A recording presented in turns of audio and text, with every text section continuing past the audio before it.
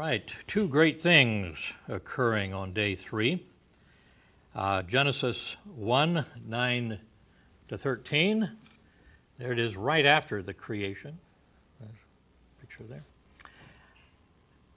And God said, "Let the waters under the heaven be gathered together into one place, and let the dry land appear." And it was so. And God called the dry land earth, and the gathering together of the waters he called seas. And God saw that it was good. And God said, "Let the earth, newly up from the waters, let the earth bring forth grass." The Hebrew here says tender grass. This is, it's tender, yes, but the essence of this word is new grass. Pretty obviously, it's new grass. And the herb yielding seed, and the fruit tree yielding fruit after his kind, whose seed is in itself upon the earth, and it was so. And the earth brought forth grass, and herb yielding seed after his kind, and the tree yielding fruit, whose seed was in itself after his kind. And God saw that it was good. And the evening and the morning were, and this Hebrew way of speaking, the evening was and the morning was the third day. So two parts to this. First is, on this watery surface, there was no land for man to step upon. So God is divided the earth's surface. He says that he put the seas in one place. It kind of indicates that there was one sea and one land. Let the waters under the heaven be gathered together unto one place. So now the word God is again Elohim. It's that plural word. We can recognize this clearly consistent with the triune God. But it is also a name of majesty, a name of power, and used of him as a creator. God performs this final structure of the planet by speaking or commanding. He said, "Let the waters be gathered." So however, God does not here create the land. That's not the words used, but allows it to appear. Gather the water together and let the dry land appear. So the dry land, not so dry, was there under the water, but now let dry land appear. So this seems to indicate the raising of the land's surface in one area and the sinking of it in another. I have this vision of a big ball of clay, and he pushes it down in one area, which bulges it up in the other. And in that, all this covered by water, but now the bulging part comes up out of the water, and all the water comes to where it was pressed down. I have no revelation about that. I'm just imagining this. But it may be that all of the land was one area, one continent.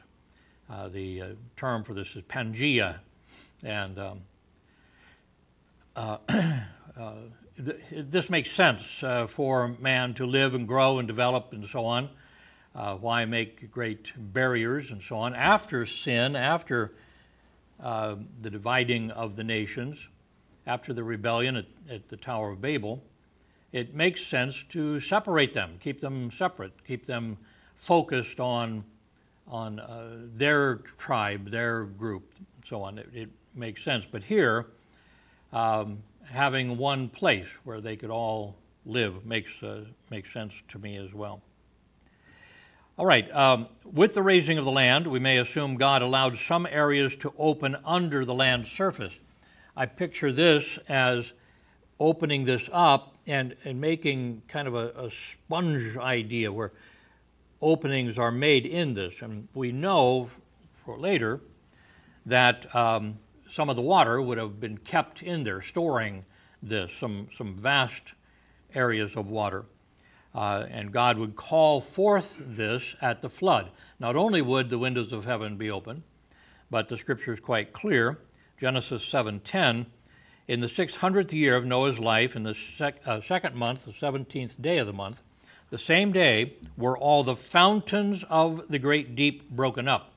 If we take the order of this as the order of it happening, the first thing that happened was the great fissure opening up in the earth and the water spewing out.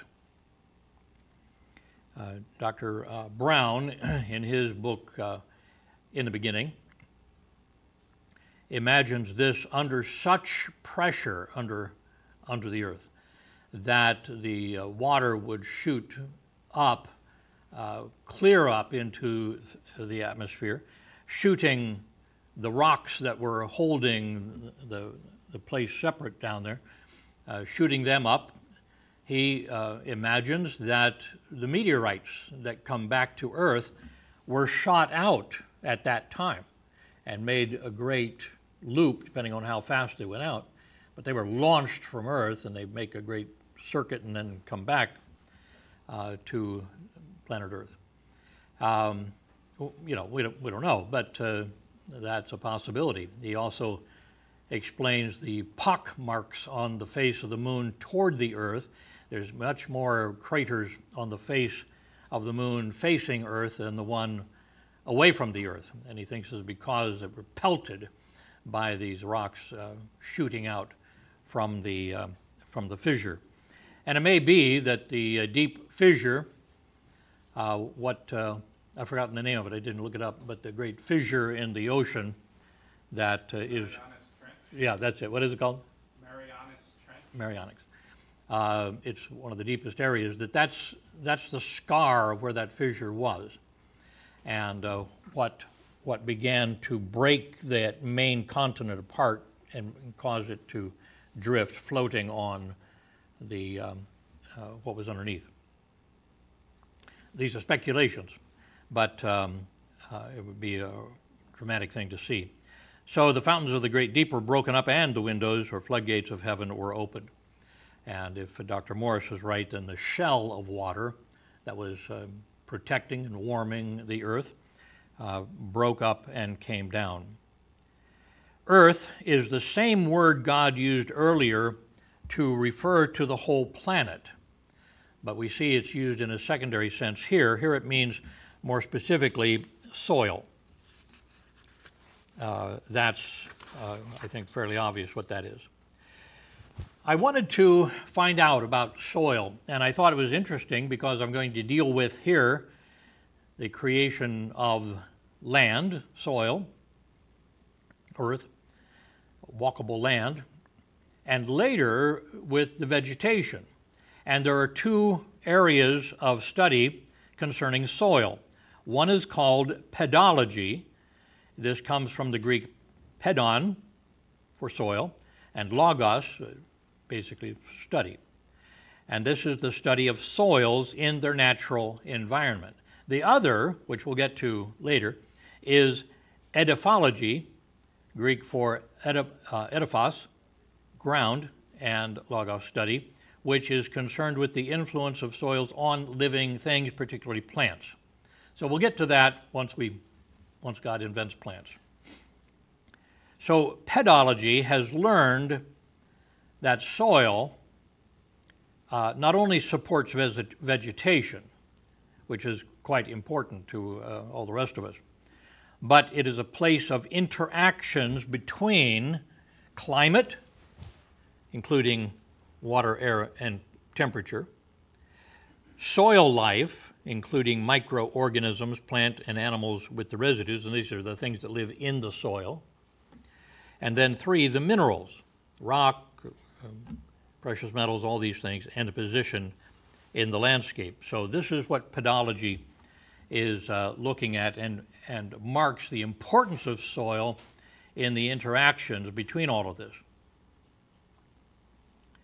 Now, since the soil lies at Earth's surface, the person who wants to become a great pedologist has to have a thorough understanding of meteorology, which is basically the weather, climatology, climate changing from season to season and so on, ecology, the balance of nature in all of this, biology, things living above and in the ground, hydrology, we were mentioning this morning, the study of water and how it works, and then geomorphology, you get from the word there, the form of land, how it was formed, geology, which includes the age and the development and so on, and other earth and natural sciences. So normal processes today help develop soil. Soil is not just a bed of sand, but as plants and animals die, their decomposing structure actually provides the nutrients for soil for other plants to grow. And so the normal processes help develop soil. So pedologists study what they call pedogenesis, interesting, the development and functioning of soils. So God is continuing to make a soil, breaking down rocks and finally into sand, and then adding the nutrients and the rotting dead things to make a fertile soil. So that was stage one. Day's not over, so we have stage two, the creation of vegetation. This is the first time we have any form of life. Verses 11 and 12, God said, "Let the earth bring forth grass, tender or new grass, the herb yielding seed, and the fruit tree yielding fruit after his kind, whose seed is in itself." It's talking about producing a fruit, a product that has seed within it. And upon the earth, and it was so. And the earth brought forth, he said, "Do it," and the earth obeyed. Brought forth grass, herb yielding seed after his kind, the tree yielding fruit, whose seed was in itself after his kind, and God saw that it was good. God created it to reproduce. He created it with the innate ability to reproduce after its kind. You don't plant a seed of corn, like corn on the cob corn, and it comes up an oak tree. It doesn't happen that way, that these things reproduce after their kind. Now, they didn't originate that way. You know, the old thing, what came first, the chicken or the egg? It was the chicken. God didn't create eggs. Nobody to watch over him. He created chickens. And so these things were made, and they produced the seed. So you think about this new land recently up from the water. It is not sterile, broken stone. It is in itself fertile, or that with the command to bring forth vegetation, the fertility was built into it. Power of God, either way, just amazing. This begins life that reproduces by seed. And while we recognize plants as living things rather than as inanimate or dead, the Bible never considers plants living as do animals and man. All the time that he talks about the death caused by the flood, never a tear shed for the plant, you know. They are not alive as we think of animals. God cares for the animals. His eye is upon the sparrow, but we have no verse that says that he watches every dandelion seed as it falls from the thing. It's not the same thing at all. Now, grass and herbs obviously refer to the smaller plants, the ground cover plants, and then fruit tree includes larger plants and trees. This word fruit easily includes any produce. It's not limited to what we call fruit today. That's pretty restrictive. So what is it? Tomato is a fruit and banana is not? How does it work? I forget which one of the things we think of as fruit is not a fruit. But this is just produce. This is something produced by the tree that comes forth bearing seed. The idea of disseminating the seed, the fruit, is something that animals and later man is going to want. I say later in the same day, but is going to want it and want to eat it, crack the nut and eat it and so on, but the seed is going to be spread around. So it seems to emphasize the production, this fruit is the production of any reproductive seed. So the maple tree whirly thing is the fruit of that tree. Reading up on this then, I found out that Earth's body of soil has 4 important functions. It is the medium for plant growth, and how valuable is that? 2, it is a means of water storage, supply, and purification. Water is stored there, gathered for supply. We drill down our wells to locate this. And in the seeping through, the soaking down through the soil, there is a purification process. 3, it is the modifier of Earth's atmosphere. They didn't go into this, and I wasn't that interested to pursue it, but it was just somehow the soil itself and the process of the vegetation, and that, you think about, we breathe in oxygen and breathe out carbon dioxide. The plants, what a strange coincidence. They breathe in carbon dioxide and give off oxygen. Wow, what a happy coincidence. Well, God just planned it all, you see.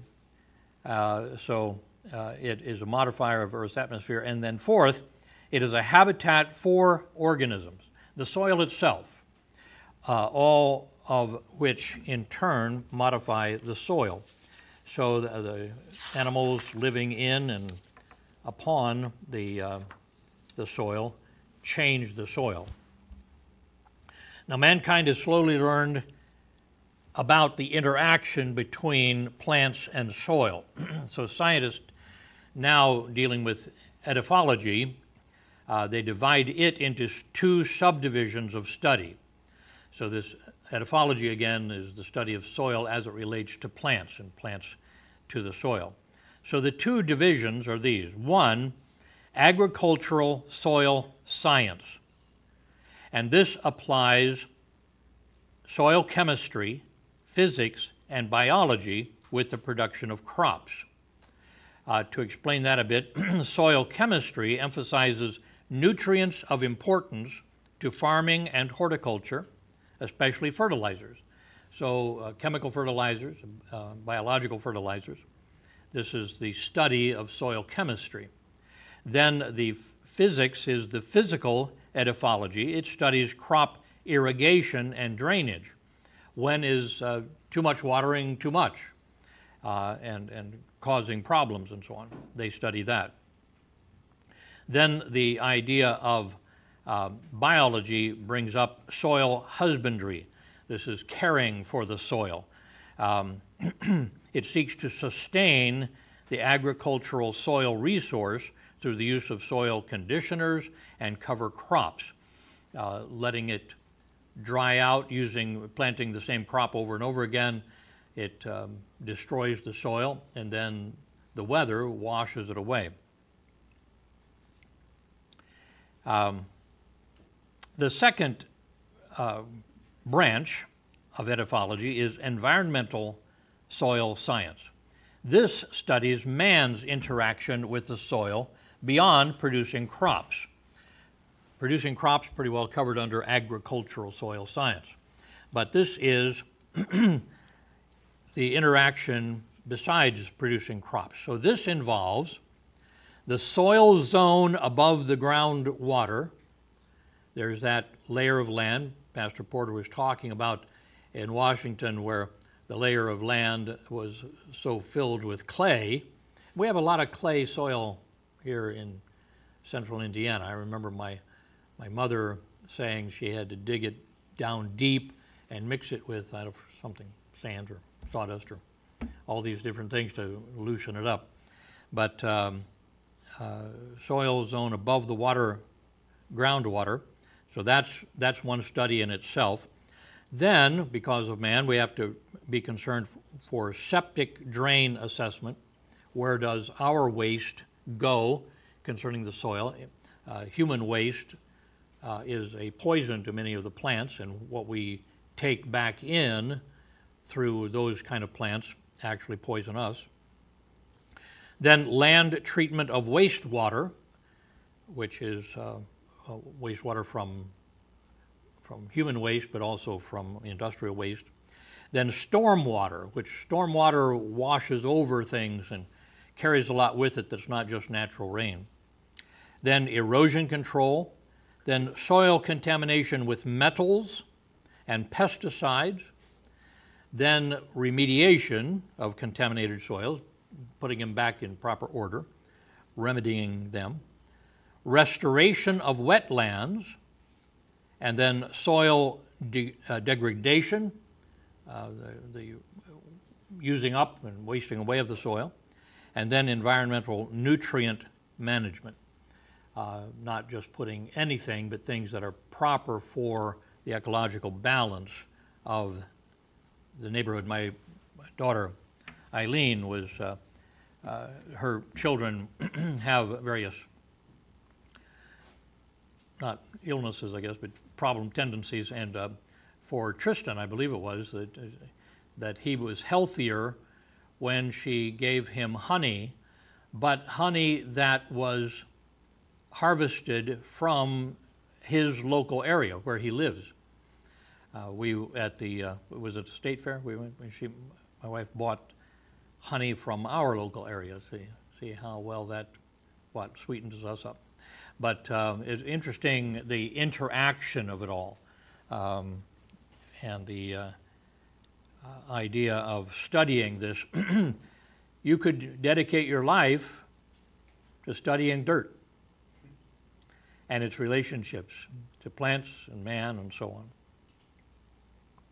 Now I want you to appreciate what this was all about.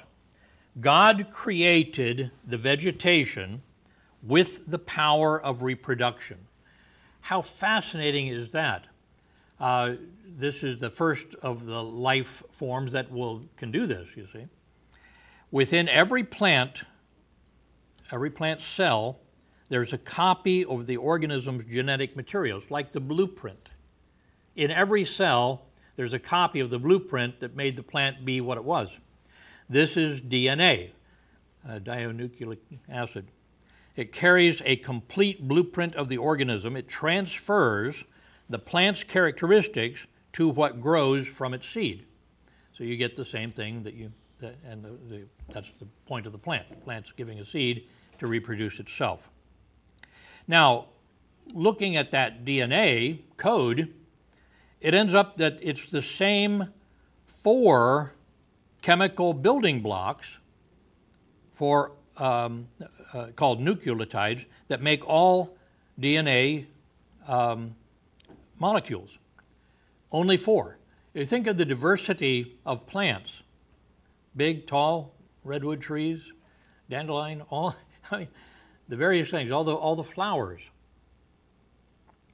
underwater plants, all these things. Only 4 chemical building blocks. And what makes the difference is the sequence of the nucleotides determines which proteins form. The information that certain sequence encodes calls for a grass stalk or a tree trunk. And it just works until it gets that thing built. So, this is a blueprint, a chemical language that says, build this first. Once this is grown, do this. Don't start with branches and bearing of fruit. Start with the trunk, get it up off the ground. And it's very logical, very, very proper, very, very specific. One thing after another. So my question is this: how are we supposed to believe in this evolutionary theory that says, yeah, that whole chemical language was invented by accident, by random stuff? When was ever a language developed by accident? You know? The third thing that I want to share with you, and I'll be done tonight, is that the creation was satisfactory. Albert Barnes says, thus the land begins to assume the form of beauty and fertility. Its bare and rough soil is set with the germs of an incipient verdure, which I'm not sure what that means, but greenery, right? It has already ceased to be a waste. With the bringing of the earth forth, it had ceased to be formless, and now it ceases to be a void. So looking at the last of verse 12, and God saw that it was good.